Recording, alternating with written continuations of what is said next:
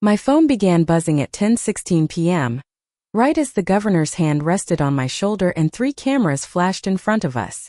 I was standing beneath the lights of the Chicago Hilton Ballroom in an emerald gown, holding a leather folder with the state seal pressed into the cover. Inside it was the final proposal for a $2.3 billion infrastructure program that had taken 3 years of my life to build. Across town at that same moment, my older sister was sitting at her wedding reception, probably under chandeliers, probably smiling for the kind of photos she had protected so carefully. The photos I was not allowed to ruin. My phone buzzed again inside my clutch. Then again. Then again. I did not look down. I kept my smile steady while Governor Caroline Whitmore turned toward the press and said, "Clara Bennett is the reason this program exists." The room broke into applause. 400 people stood in front of me. State senators, business leaders, reporters, union chiefs, donors, people whose signatures could move millions of dollars and whose silence could stop entire projects.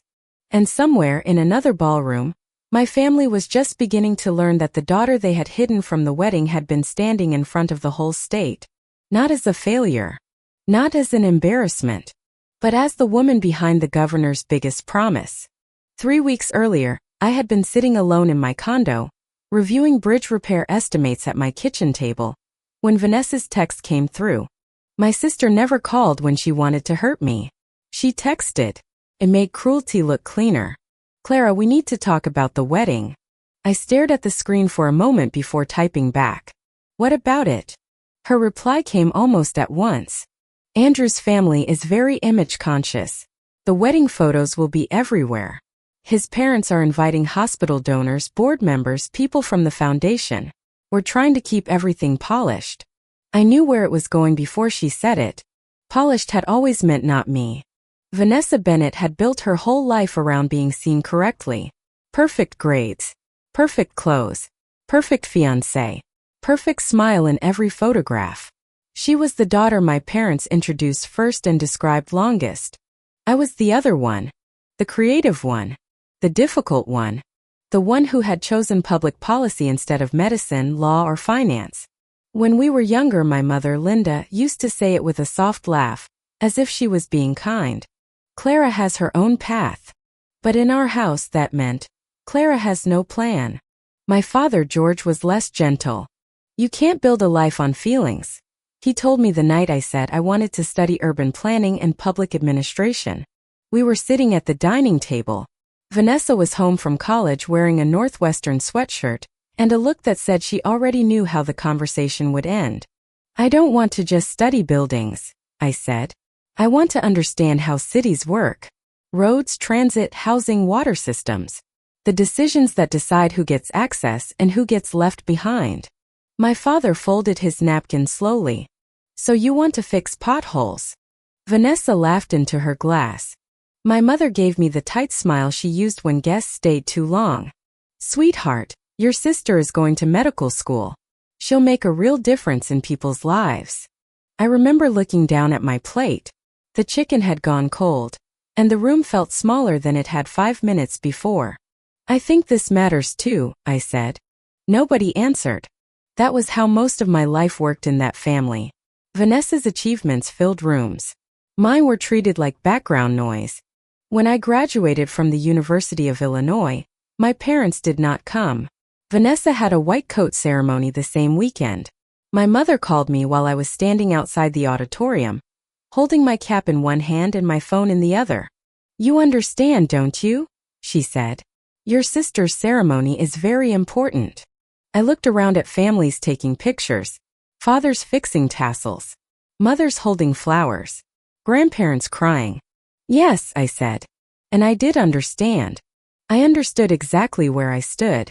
For a few years after college, I still tried. I came home for holidays. I sat through dinners where my father asked Vanessa about hospital rotations and asked me if I had found stable work yet. I smiled when my mother introduced Vanessa as our doctor, and me as Clara, who works with community programs. I swallowed every small insult because part of me still believed that one day, if I worked hard enough, they would see me clearly. The last family event I attended before the wedding was Vanessa's engagement party. My parents hosted it at a private club near the lake. The kind of place where the forks were lined up like weapons and everyone spoke just loudly enough to be overheard. I wore a navy dress I had owned for years. It was simple, clean, and the best I had then. Vanessa looked me over in the hallway before we walked into the main room. "Oh, Clara," she said softly. 2 words. That was all. But the woman beside her, one of her bridesmaids, looked at my dress and smiled like she had been handed a joke. "What?" I asked. Vanessa leaned closer. "Nothing. It's just very office assistant." I felt heat crawl up my neck. Andrew, her fiancé, was standing behind her. He looked uncomfortable, but he said nothing. That silence told me everything I needed to know about him. Later that night, during dinner, one of Andrew's uncles asked what I did. Before I could speak, my father answered. "Clara works for a small nonprofit. She's still figuring things out." I set my fork down. "I work on transit access and infrastructure planning," I said. "We're helping low-income communities connect to jobs, clinics, and schools." My mother touched my wrist under the table. "That's nice, honey." Then she turned across the table with a brighter voice. "Andrew, tell everyone about your new position." The table moved on without me. That night, I walked out before dessert and sat in my car for 10 minutes with my hands on the steering wheel. I did not cry. Not because it did not hurt, but because I had finally grown tired of giving my tears to people who spent them carelessly. After that, I stopped attending birthdays, holiday dinners, Sunday brunch. I always had work. That was my answer, and it was almost always true. What my family did not know was that the little nonprofit job they mocked had opened a door they could not imagine. At 26, a white paper I had written on infrastructure equity landed on the desk of Governor Caroline Whitmore's transition team. I still do not know who sent it. A week later, I received a call from her chief of staff. "We read your work," she said. "The governor wants people who understand that roads, water, and transit are not just construction projects. They are lifelines." I joined as a junior policy advisor. I told my family I was still in policy work. They heard "still not successful." I let them. Within 18 months, I was leading meetings with people twice my age. I learned how to negotiate with unions without insulting environmental groups. I learned which lawmakers needed numbers, which needed stories, and which needed both. I sat up past midnight rewriting sections of budget language because one wrong line could kill funding for an entire county. Governor Whitmore noticed. She was sharp, calm, and impossible to flatter. She did not care who your parents were. She cared whether you had done the work. One evening, after a brutal 5-hour meeting over bridge funding, she found me alone in a conference room, still marking up a map. "You should have gone home 2 hours ago," she said. I looked up, embarrassed. I wanted to check the rural access numbers again. She walked over and studied the map. "Most people in this building fight to get their names on something," she said. "You fight to make sure it actually works." I did not know how to answer that. She tapped the folder with one finger. "That is rare, Clara. Do not let anyone make you feel small for caring about the details." It was the kind of sentence I had waited years to hear from my own parents. From then on, my career moved quickly. Senior advisor, director of infrastructure policy. Then, 6 months before Vanessa's wedding, Governor Whitmore called me into her office. Her desk was covered in marked-up reports, yellow tabs, and one cold cup of coffee she had forgotten to drink. "We are announcing the infrastructure initiative in April," she said. $2.3 billion over 5 years.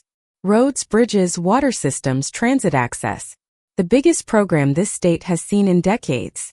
"I know," I said. "The final draft is almost ready." She looked at me over the top of her glasses. "I'm not asking about the draft. I'm telling you I want you to lead it publicly." I went still. Publicly. As Chief Policy Director. The words hung in the room. I had worked for years without needing my name on anything. I liked being behind the work. Behind the podium. Behind the person giving the speech. It was safer there. Cleaner. Nobody from my family could laugh at what they never saw. The governor leaned back. "You built this, Clara. Not alone, no. But the bones of it are yours. The strategy is yours. The trust we built between labor and environmental groups is yours. The equity model is yours. I will not let this state clap for me while the woman who carried the weight stands in the shadows. My throat tightened. I'm honored, I said. No, she said softer now. You are ready. That night, I went home and opened Vanessa's wedding invitation again. Gold lettering. Thick paper. A wax seal with her new initials pressed into it. The wedding date was April 15th. The governor's gala was also April 15th. Same city. Same night. For the first time in my life, I almost laughed at timing. I had planned to attend the ceremony, then leave early for the gala. I had even chosen a quiet dress for the wedding, something nice enough not to invite comment, plain enough not to be called attention-seeking. Then came Vanessa's text. We think it may be better if you don't come. I sat there, the kitchen light humming above me, the bridge repair estimates forgotten. I typed slowly. You are uninviting me from your wedding? Her response came wrapped in fake patience.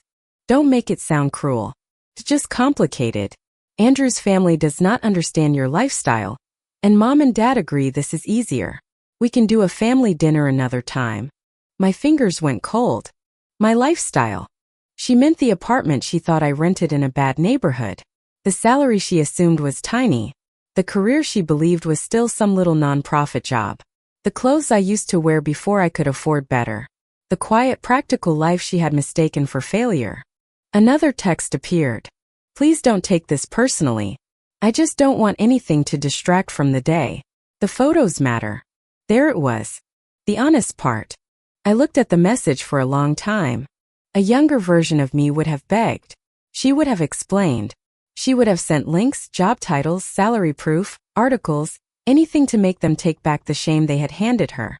But I was not that girl anymore. I typed one word. Okay. Vanessa answered with a heart emoji. Thank you for being mature. I placed the phone face down on the table. Then I opened my laptop and went back to work. On the morning of April 15th, I woke before sunrise. Not because of nerves. Because after 3 years of carrying something that mattered, my body knew the day had weight. I drove to the state office by 7. The city was still soft and gray, the lake hidden behind low clouds. In the conference room, my team gathered around the final boards. Maps, timelines, job projections, water system upgrades, bridge repairs, transit routes that would change how thousands of people reached work and school. My deputy, Marcus, slid a folder toward me. Final press packet, he said. You might actually have to sleep after tonight. Let's not make wild promises. He smiled. Everyone in that room knew what this program meant. Not fame. Not headlines. Work. Years of it. Hard, public, complicated work. But work that would leave something behind. At 3 I went home to get ready. The emerald gown hung on my bedroom door. I had chosen it because it looked strong without trying too hard. My hair was pinned low. My makeup was simple. The diamond earrings had belonged to my grandmother, the only person in my family who ever asked if I was happy before asking if I was impressive. Before I left, I stood in front of the mirror and looked at myself. For years, my family had seen only what they wanted to see. Tonight, they would see nothing at all from me.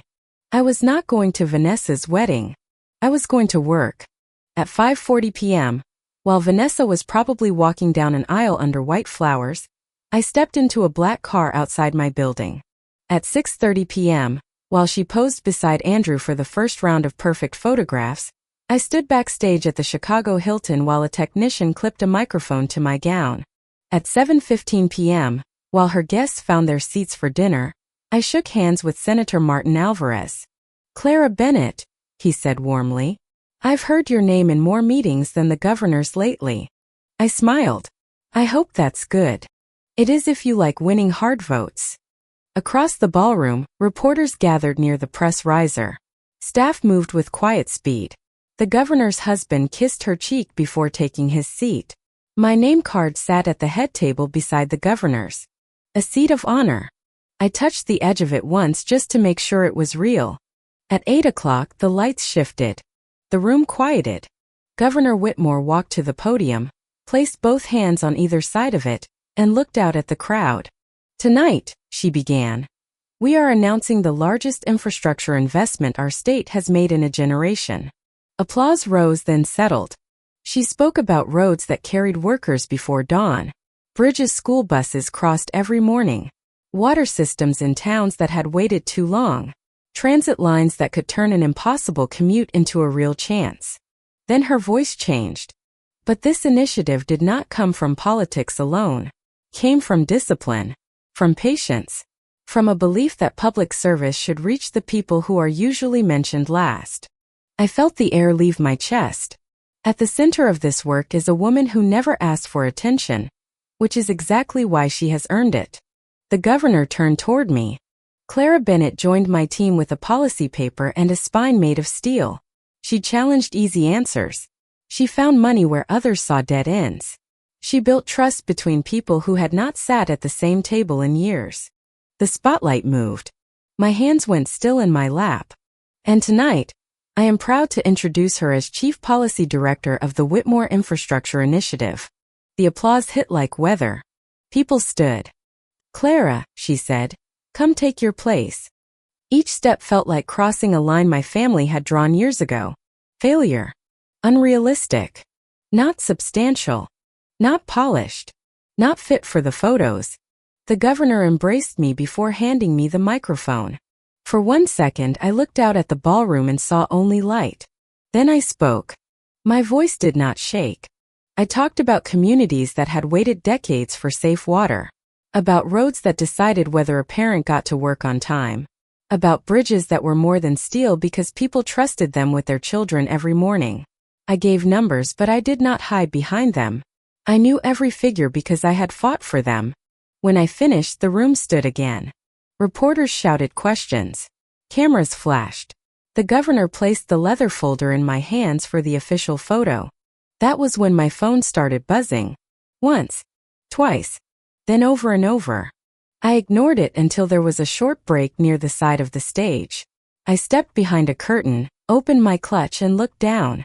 47 missed calls. 63 text messages. More arriving as I watched. Mom. Dad. Vanessa. Andrew. Mom again. Vanessa again. The first message I opened was from my mother. "Clara, call me now. What is going on?" Then Vanessa. "What the hell is this?" Then my father. "We need to talk immediately." Then Andrew. "Clara, everyone here is seeing the news. Can you please explain?" I opened the news alert at the top of my screen. Governor Whitmore announces $2.3 billion infrastructure plan, led by Chief Policy Director Clara Bennett. The photo showed me standing beside the governor in my emerald gown, holding the proposal folder, smiling like I belonged there. For a moment I just looked at it. Then another message came in from Vanessa. "You let us think you were nobody." I turned the phone over in my hand as the ballroom applause swelled behind me. Across town, the perfect wedding photos had stopped matching, and my family had finally seen me. I stood behind the curtain with my phone in my hand while the message glowed on the screen. "You let us think you were nobody." For a second, the words did what Vanessa had always known how to do. They reached into the youngest part of me. The part that had sat alone after graduation. The part that had smiled through dinner while my father explained my life before I could. The part that had once believed family could only hurt you if you had failed them first. Then Senator Alvarez stepped into the side hall. "Clara," he said, holding a stack of press notes. "Channel 7 wants you in 2 minutes. They're asking about rural water funding." I locked the phone. "Tell them I'm ready." He studied my face. "Everything all right?" I looked toward the ballroom, where people were still waiting to ask about roads, jobs, and towns that had been forgotten for 20 years. "Yes," I said. "Everything important is." The interview lights were hot, but my voice stayed even. The reporter asked about bridges. I answered. She asked about water systems in small communities. I answered. She asked how it felt to lead the largest state infrastructure program in decades at my age. "It feels like responsibility," I said. "This work is not about me. It is about people who need safe roads, clean water, and a real way to reach work, school, and doctors. My job is to make sure the promise becomes real." The governor watched from a few feet away, arms folded, a small smile on her face.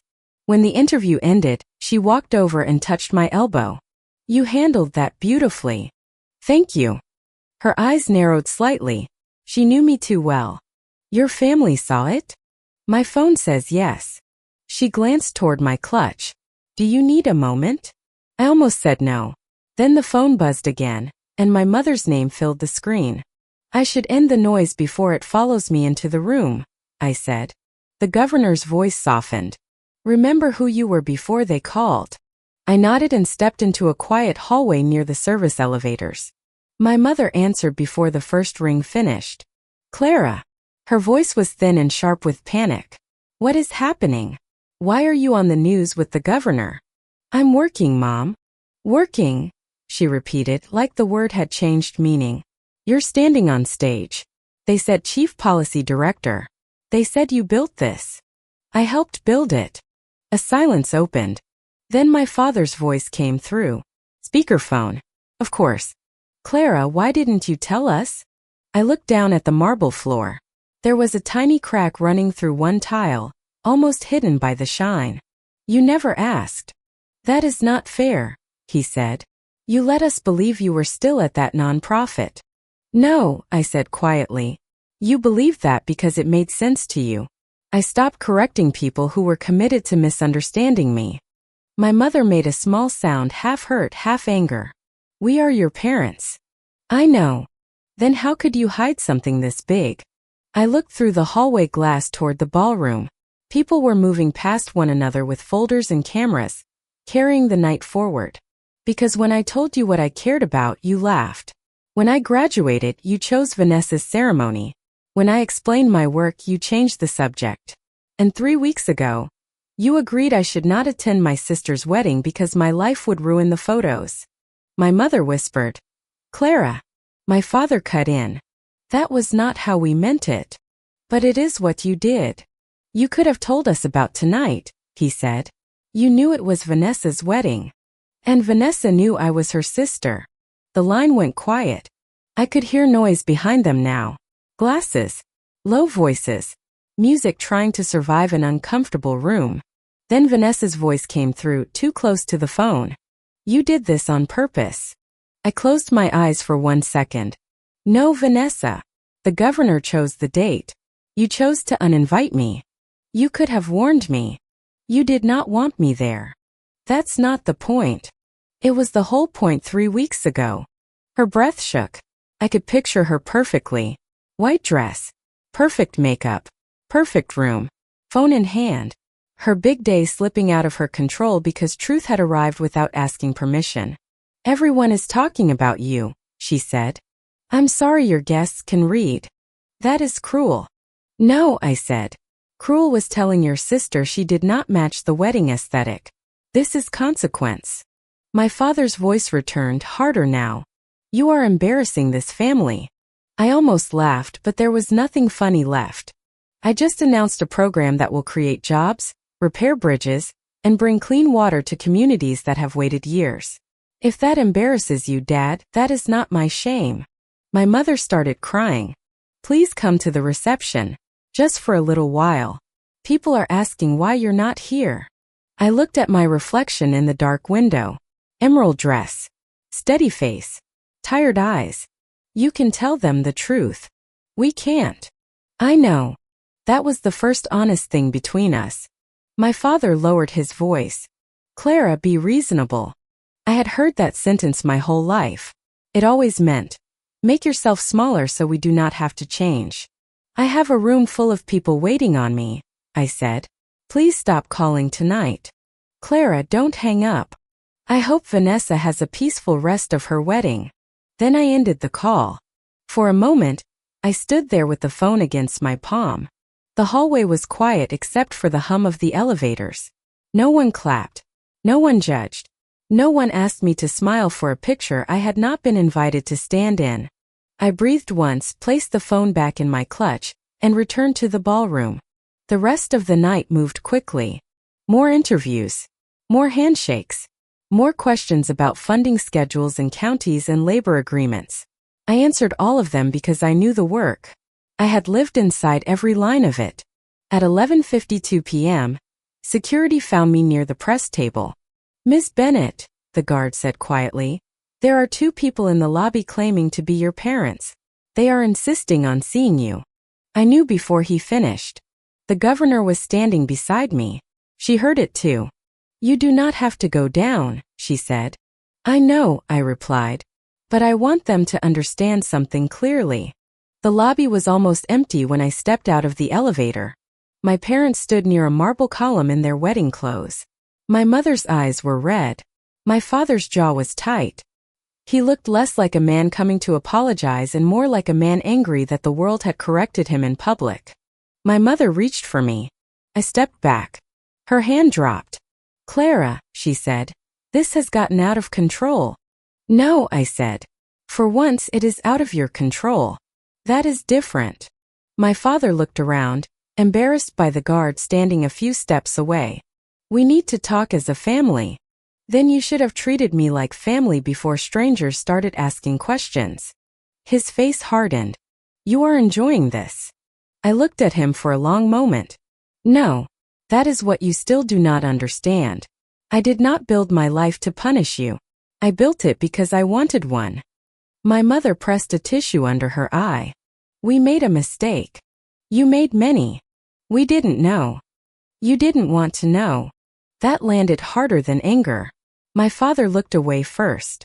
I thought of every short phone call, every holiday invitation wrapped in judgment, every time my work had been called a phase, a little project, every time Vanessa's life was treated like the family investment and mine like a side note. My mother's voice broke. "If you had told us, we would have been proud." I shook my head. "No. You would have found a way to measure it against Vanessa. You would have asked why I was not elected, why I was not richer, why government work was so stressful, why the governor got credit instead of me. You would have made my success another room where I had to defend myself." Neither of them answered. From behind me, the ballroom doors opened. Governor Whitmore stepped into the lobby with her chief of staff beside her. She did not interrupt. She only stood there, calm and watchful. My mother noticed her and straightened at once, trying to gather dignity. "Governor," she said weakly. Governor Whitmore gave a polite nod. "Mrs. Bennett." My father looked stunned that she knew their name. The governor's eyes moved to me. "Clara, the final press photo is ready when you are." "I'll be there in a minute." She looked at my parents, then back at me. "Take the time you need." It was simple, respectful, the kind of care that did not ask me to earn it. My mother saw it.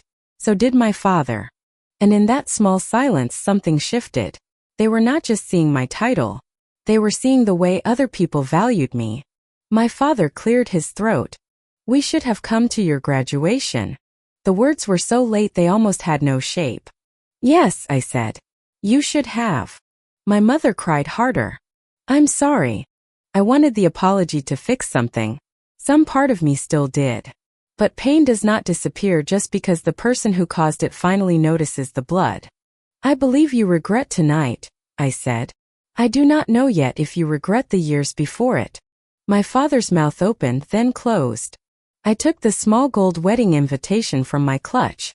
I had carried it with me without knowing why. Maybe because part of me needed proof that the hurt had been real. I placed it on the small table beside the column. "You gave me a seat, then took it away because you thought I would lower the value of the room." My voice stayed steady. "Tonight I learned something. The rooms that matter do not make me beg to enter." My mother whispered my name. I stepped back. "Go back to Vanessa. It is still her wedding. Let her have whatever piece is left of it." Then I turned and walked away. This time they did not call after me. By morning the story was everywhere. Not the family story. Not at first. The program, the work, the maps, the towns, the money, the jobs, the promise that old bridges would not be ignored until they failed and small communities would not have to beg for clean water. But people are people. They notice what is missing. A society column mentioned Vanessa's wedding in 3 lines. It also noted that her younger sister, Chief Policy Director Clara Bennett, had been absent because she was attending the governor's announcement. That sentence was enough. By Sunday night, relatives who had not spoken to me in years were suddenly sending warm messages. Andrew's family, the image-conscious people Vanessa had tried so hard to impress, had questions my parents could not answer. Why was Clara not invited? Did they not know what she did? How could they not know? My mother kept saying, "We didn't know." But that answer only made people look at her longer. Vanessa called 17 times in 1 week. I did not answer. Then came the letter. It arrived in a cream envelope, thick and expensive, with my name written in Vanessa's careful handwriting. For 3 days it sat unopened on my kitchen counter. When I finally read it, I did not sit down. I stood by the window overlooking the lake, letting the paper rest between my fingers. She said she was sorry. She said she had been jealous. She said she had followed the path everyone praised while I had built something that was mine. She admitted she was afraid that if I came to the wedding, people would see the difference between a life chosen and a life performed. The last line said, "You deserved a sister who celebrated you, not one who tried to hide you." I read it twice. Then I folded it and put it in a drawer. I did not throw it away. I did not answer. Some apologies are real but still late. Some doors can be unlocked without being opened. Forgiveness, I learned, is not the same as access. 8 months later, my office in the state capitol had my name on the door. Clara Bennett, Chief Policy Director. The letters were simple, black against frosted glass. I did not take a picture for my parents. I did not need to prove the door existed. Inside, my desk was covered with project updates. 47 active sites. Thousands of workers hired. Water systems under repair. Bridges reinforced before tragedy forced action. The program was not perfect because nothing involving government ever is. But it was moving. It was real. Governor Whitmore stopped by one Friday evening while I was packing files into my bag. "You're speaking at the university next week, right?" "My old department," I said. "Urban planning and public policy." She smiled. Full circle. I looked around the office. The maps. The marked reports. The framed photo from the gala, where I stood beside her holding the folder that had changed everything. "Yes," I said. "It feels that way." Her voice softened. "For what it's worth, I'm proud of you." The words were quiet. No cameras. No podium. No applause. That was why they mattered. The university auditorium was full when I arrived. Students sat in rows with notebooks open, and the tired hope of people trying to build futures other people could not yet understand. I spoke about policy, about roads and water and budgets, about how public service is slow until suddenly one signature changes thousands of lives. I told them that meaningful work often looks boring from the outside, that people may not clap while you are building it. That applause is not the proof. During the questions, a young woman in the third row raised her hand. "My family thinks public policy is not a real career," she said. "How do you keep going when people close to you don't respect what you're building?" The room went still. I held the edge of the podium and thought of a wedding invitation on a lobby table. A phone buzzing in my clutch. My mother saying we didn't know. My father refusing to look at the truth until strangers forced him to see it. Then I answered. "You stop building for their approval," I said. "You build because the work matters. You build because someone will drive across that bridge, drink from that water line, ride that bus, or walk through a door you helped open. And one day, when the people who doubted you finally look up, you may realize you no longer need them to understand." The young woman nodded, her eyes bright. I smiled gently. The applause rose slowly, then filled the room. That evening, as I walked across the campus where my parents had once failed to show up for me, my phone buzzed. A message from Vanessa. "I heard you spoke at Illinois today. I'm proud of you." I stopped under a bare tree reading the words. For once they did not hurt. I typed back only 4 words. "Thank you. Be well." It was not reunion. It was not revenge. It was peace with a boundary. My family had once believed my absence would protect their perfect picture. Instead, it revealed the truth behind it. They had confused image with love, status with worth, and silence with failure. I used to think being seen by them would heal me. I was wrong. Healing began when I stopped standing outside their approval, waiting to be invited in. Now I build things that last. Bridges. Systems. Trust. A life no one can take back with a text message. And if there is one lesson I carry from all of it, it is this. Never shrink to fit inside someone else's small idea of you. Let them misunderstand. Let them talk. Let them save seats only in rooms where you are expected to be less. Then go build a life so honest, so steady, and so deeply your own that when the truth finally comes out, you do not have to say a word. You will already be standing where you belong.